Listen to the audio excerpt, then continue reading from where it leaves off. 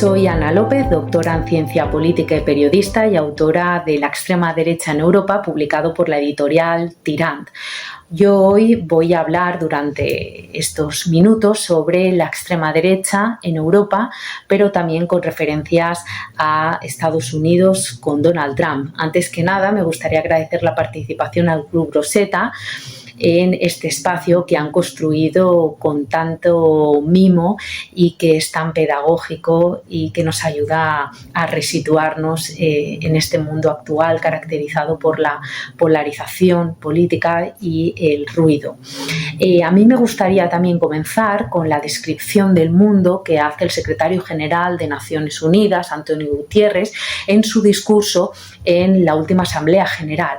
Él describía este momento que estamos atravesando con 3 palabras: desigualdad, inseguridad e incertidumbre. Y yo añadiría vulnerabilidad. Y es que estas 4 palabras definen el cambio de época que estamos atravesando, nos ayudan a explicar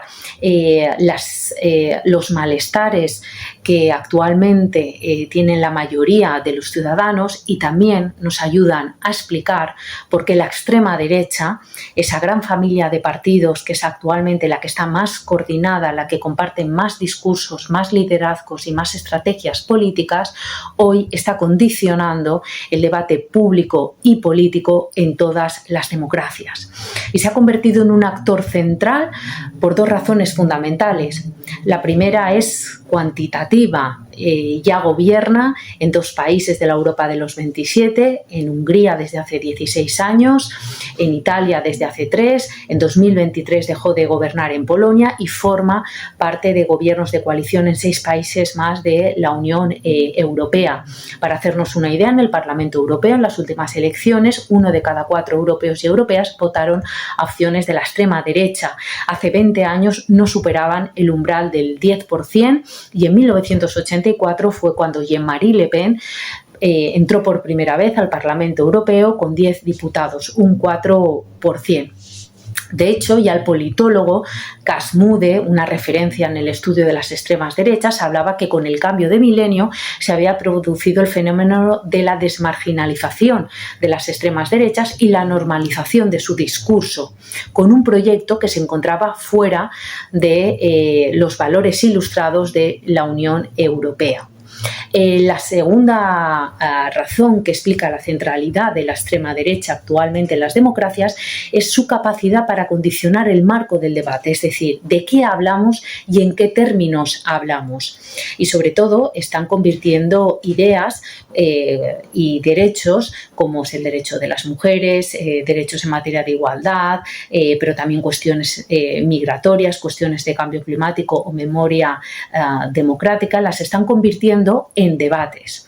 Esto es uno de sus también grandes triunfos, ¿no? Romper esos consensos de los grandes partidos para cuestionarlas.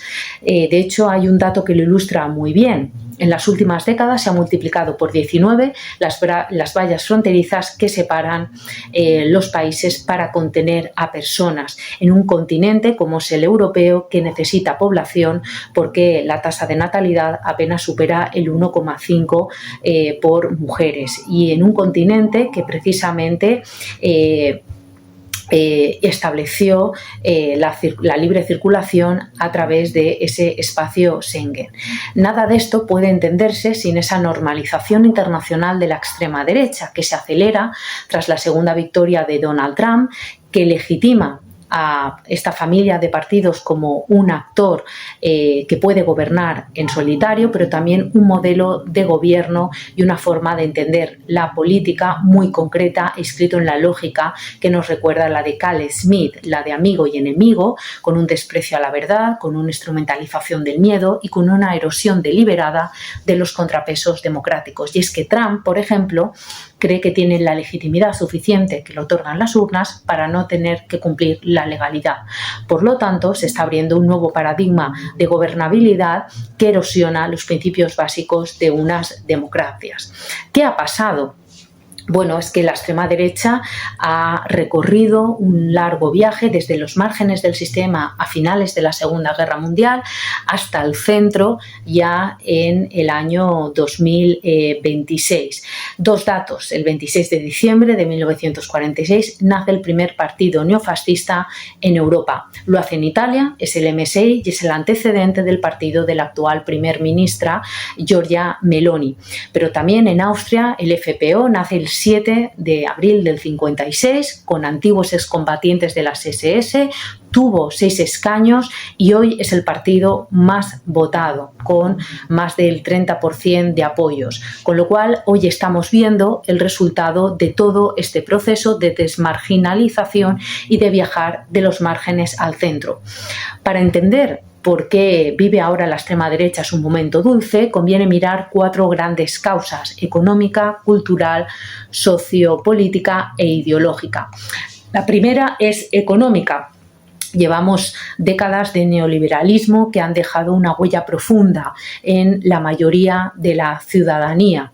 Desigualdad, precariedad laboral, debilitamiento del estado de bienestar, es decir, clases medias empobrecidas, porque hoy tener trabajo ya no te garantiza una vida digna. En España, casi la mitad de las personas que viven de alquiler están en riesgo de pobreza extrema.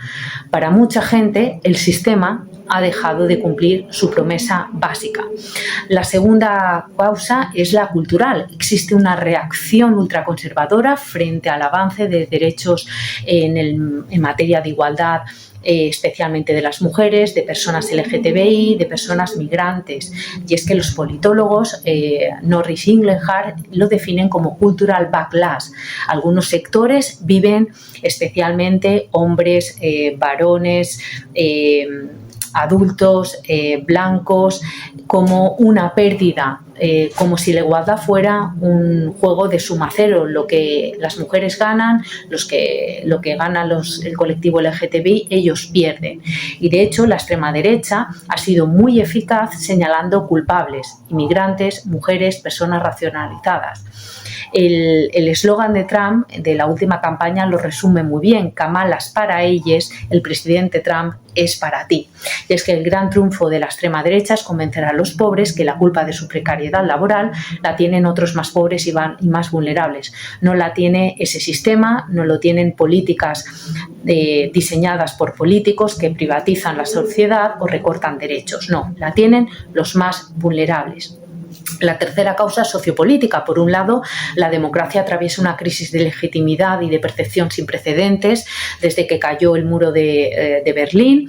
Hoy el 70% de la población mundial no vive en democracias plenas. Hoy en España, 1 de cada 4 jóvenes varones menores de 35 años considera aceptable vivir en una dictadura en algunas circunstancias. Y es que cuando la política se percibe como inútil o corrupta, la promesa autoritaria gana terreno. Y la última causa es ideológica. Las grandes familias políticas, las que construyeron la Unión Europea, democracia cristiana, liberales y socialdemócratas, atraviesan una crisis profunda de liderazgo y de valores. Por un lado, los conservadores se quedaron huérfanos tras la salida de Angela Merkel después de 16 años de cancillera, que era un gran referente no solo en el liderazgo, esa política de lo posible, sino también de proyecto político, que empieza a resquebrajarse cuando las derechas conservadoras empiezan a pactar con las extremas derechas. De hecho, hay un dato muy relevante. Desde los años 80 se han formado más de 70 gobiernos de coalición en Europa con presencia o con apoyo de la extrema derecha.